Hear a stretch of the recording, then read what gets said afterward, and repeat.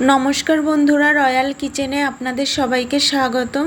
আজকে হাজির হয়েছি স্পঞ্জি রসগোল্লার রেসিপি নিয়ে। এই স্পঞ্জি রসগোল্লা বানানো যেমন খুবই সহজ আর খুবই অল্প সময়ে তৈরি করে নেওয়া যায়। আর এই স্পঞ্জি রসগোল্লাটা ঠান্ডা হয়ে যাওয়ার পরও শক্ত হয়ে যাবে না, নরম সফট থাকবে।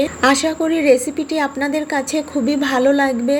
যদি ভালো লাগে লাইক, শেয়ার, সাবস্ক্রাইব করে আমার পাশে থাকার অনুরোধ রইল।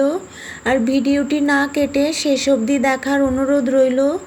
তো বন্ধুরা, আর দেরি না করে আসুন রেসিপিটি দেখে নেওয়া যাক। প্রথমে একটা পাতলা শিরা বানিয়ে নেব। তার জন্য এখানে নিয়েছি 150 গ্রাম মতো চিনি।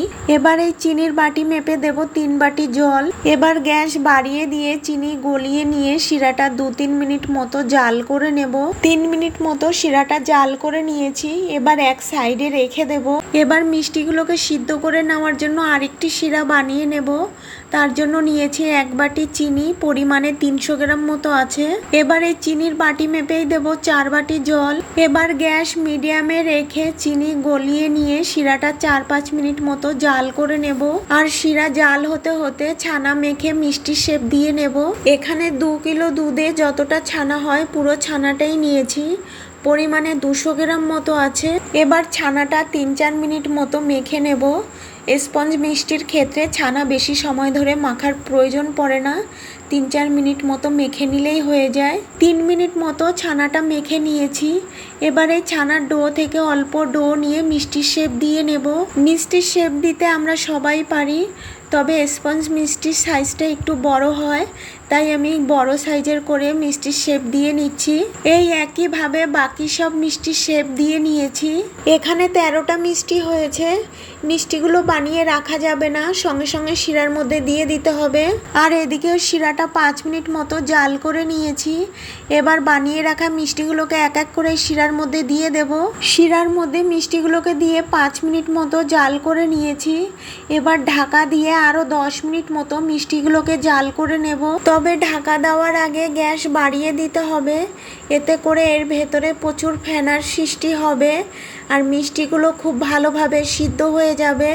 আর এই 10 মিনিটের মধ্যে ঢাকাটা একবারও খোলা যাবে না। 10 মিনিট মিষ্টিগুলোকে জাল করে নেওয়ার পর ঢাকাটা এবার তুলে নেব। ঢাকাটা তুলে নিয়ে আরও 5 মিনিট মতো মিষ্টিগুলোকে এইভাবে জাল করে নেব। এতে করে মিষ্টির সাইজ একই রকম থাকবে, চুপসে যাবে না।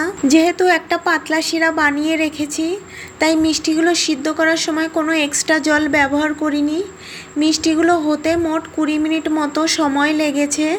এবার গ্যাস অফ করে এক একটা মিষ্টি তুলে পাতলা শিরার মধ্যে দিয়ে দেব।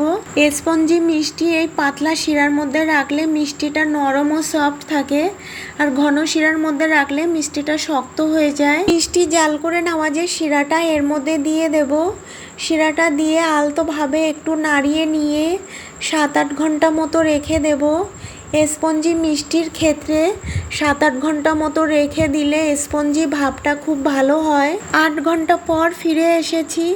যেহেতু ফুল ফ্যাট ক্রিম দুধের ছানা দিয়ে মিষ্টিটা তৈরি করেছি, তাই মিষ্টির উপরে কত সুন্দর তেল ভেসে উঠেছে। এবার মিষ্টিগুলোকে পরিবেশন করে নেব।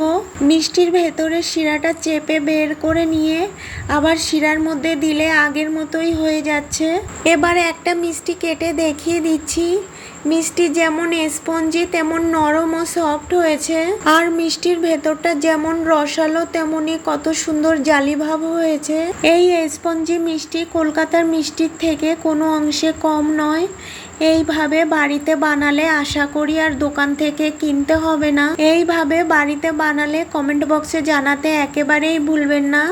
পাশে থাকা বেল আইকনটি ক্লিক করে রাখবেন, এতে করে যখনই কোনো নতুন ভিডিও আপলোড দেব সর্বপ্রথম আপনার মোবাইলে পৌঁছে যাবে। সবাই ভালো থাকবেন, সুস্থ থাকবেন। আর আমার এই ভিডিওটা শেষ অবধি দেখার জন্য আপনাদেরকে অনেক অনেক ধন্যবাদ।